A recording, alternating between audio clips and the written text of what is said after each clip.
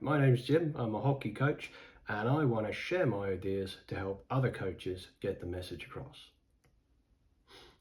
Okay, so what I want to talk about now is basic defending.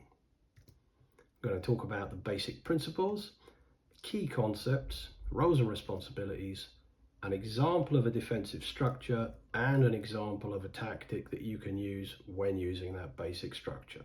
Apologies for the management speak, but hopefully it'll make sense when we get into it. Okay, so the zonal press and the V. What I mean by this is that there is a role for man-to-man marking, and for me that role is in the shooting circle. I think in the shooting circle you've got to get tight, you've got to try to deny your opponent possession in the shooting circle if you can. Outside the shooting circle, man-to-man marking makes you very predictable and allows the opponent to manipulate you, to drag you way out of position as you slavishly follow them around. And it's not a very successful strategy in general play for me. So what we're going to do instead? Well, we're going to defend a zone, and that zone is what I'm going to call the V. An important concept here is to realize that you can't defend every option. You have to choose a priority. What do we definitely want to prevent? What are we going to allow if we have to? And what are we happy for the opposition to do? So, first of all, what's the V? This is just what I call it. Other people have different ideas. There's a ball, and here is a line from the ball to the corner flag, and here is a line from the ball to the other corner flag that we're defending, and that triangular shape is what I call the V. I don't know why I don't call it a triangle, but it's stuck. But anyway, that area there, that's the zone we're trying to defend. So, in principle then, from outside the zone, because the ball's going to mostly be off center, we're going to have a small space and a big space, and that just means the space on the side where the ball's nearer the sideline. It's, I hope, self-explanatory. We're quite happy for our opponents to move the ball into this area here. They can go sideways and backwards all day long. We don't mind that. That's not a threat. If they are going to make progress forward, then okay, we'll let them go into the small space, because being small, that's on the side of the defender. We can gradually squeeze them against the sideline, apply pressure that way. If they go into the big space, that's better than going into the V, but it's still not very good, because it means the whole defensive shape has to shift dramatically. If they go into the small space, we have to adapt. If they manage to move the ball into the big space with a big channel switch, now we have to really reset our defense and start again. But it's better than going into the V, which is absolutely no good at all. We've got to do everything we can to prevent that. Okay, so how are we going to do that? Well, here's our pitch then. We're defending the left-hand end, they're defending the right-hand end. And we're going to look first of all at the role of the pressing defender. This is just, what I mean by that is the player who's going to approach the ball carrier and try and apply pressure to the ball. And we're going to look first in the right channel. So here is the ball in our right defensive channel. And here's an opponent. Great graphics, I know. And this line here is the path to goal. It's simply the shortest route from the ball to the goal. And it moves with the ball, but it's just an idea, the path to goal. This is probably what I mean by a key concept.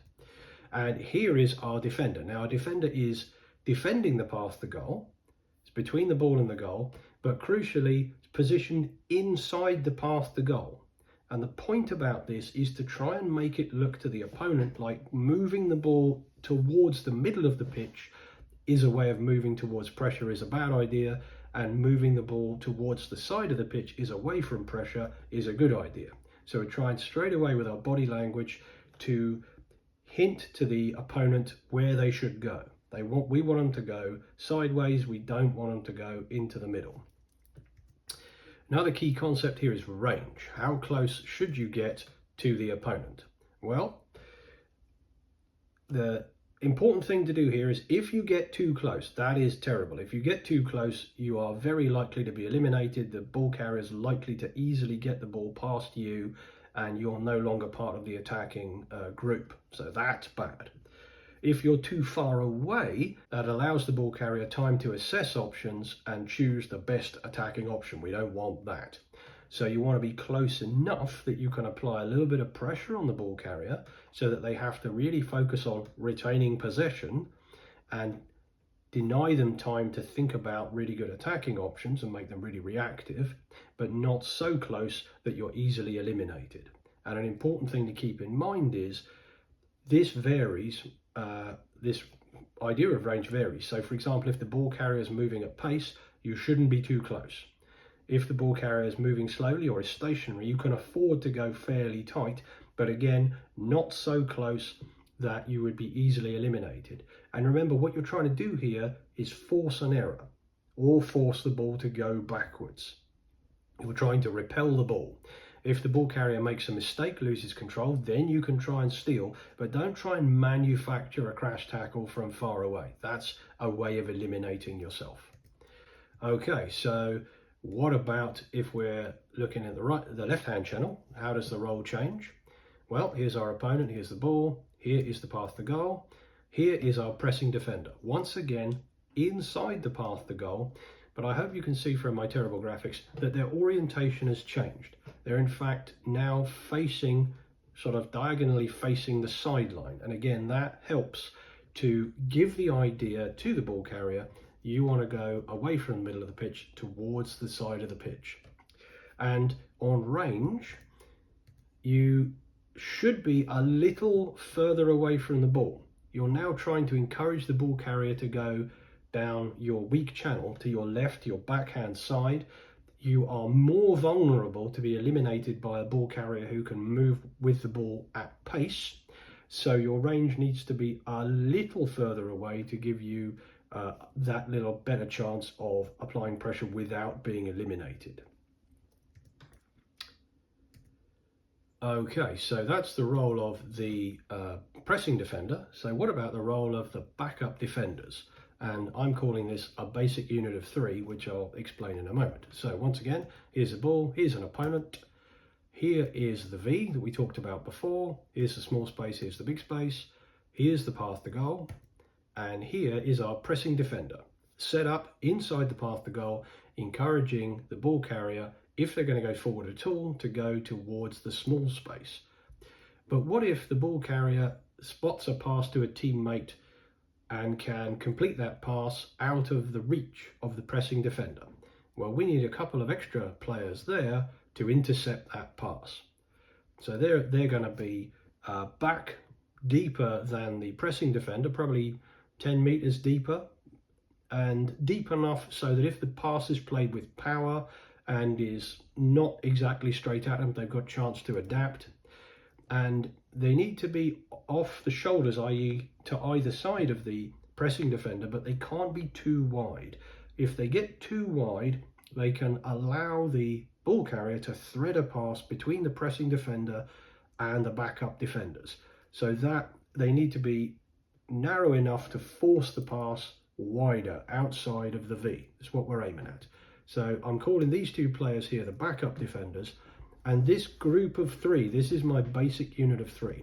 And wherever the ball is on the pitch, we should, as a minimum defensive requirement, we should have a pressing defender and 2 backup defenders. Whatever else, this is not perfect or complete, but as a minimum requirement, you've got to have this basic unit of 3 at all times.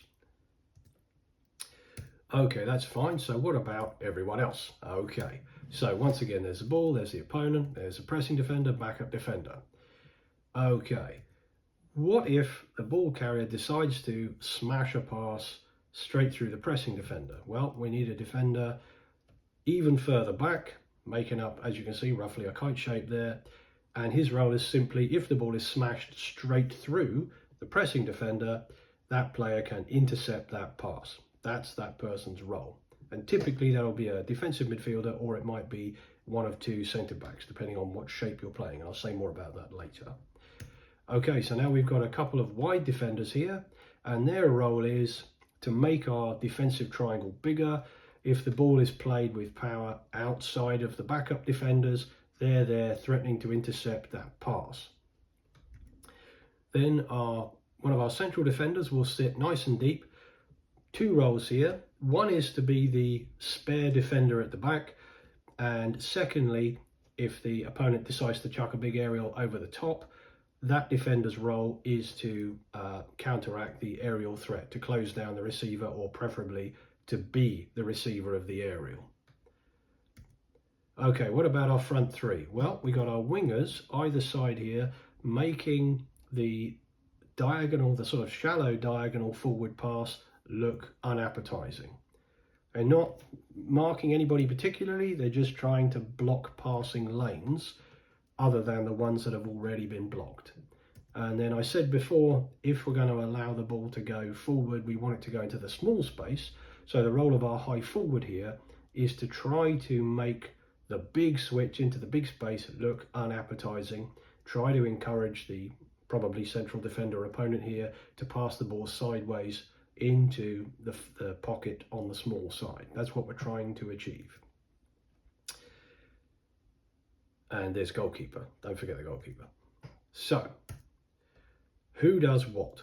Who is what in this strategy? Well, it depends what formation you're playing. If you're playing 4-4-2, for example, then here's your back four, here's your midfield four, and here are your two forwards.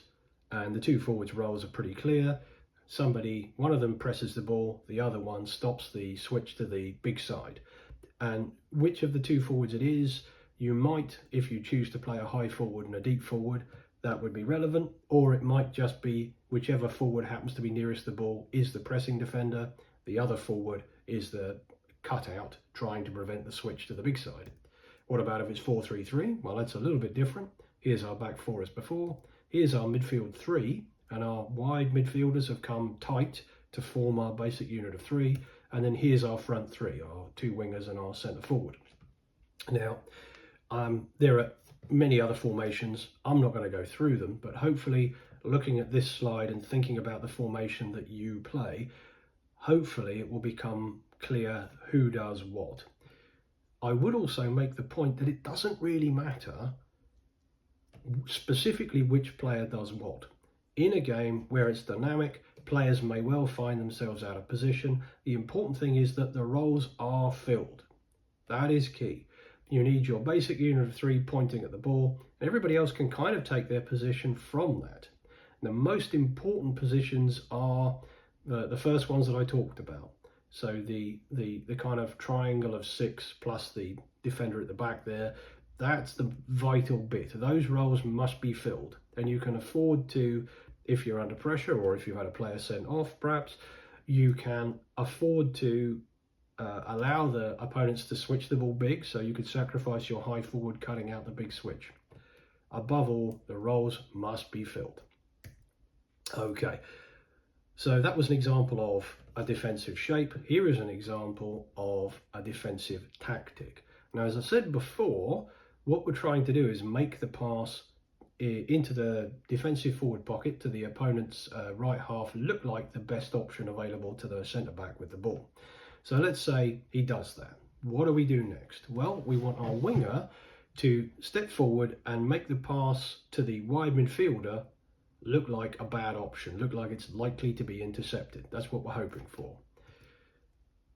We want our central defender to move the other side of the opponent's centre back and make the pass back where the ball just came from look like a bad option, likely to be intercepted, and intercepted in a very threatening area.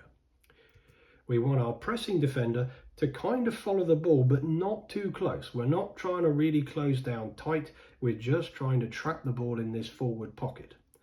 And we want our backup defenders to carry on backing up the pressing defender. And what we've done here is, with our quick reaction to the pass, because they've done what we expect, we react quickly, we create a 5v3 overload in the forward pocket. Okay, I hope you found that helpful and informative. I appreciate there are lots of different ways of doing this. This here, just to be clear, is just the way that I think about it.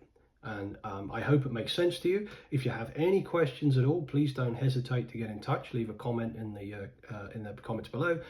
And if you like this video, please give it a like and please subscribe.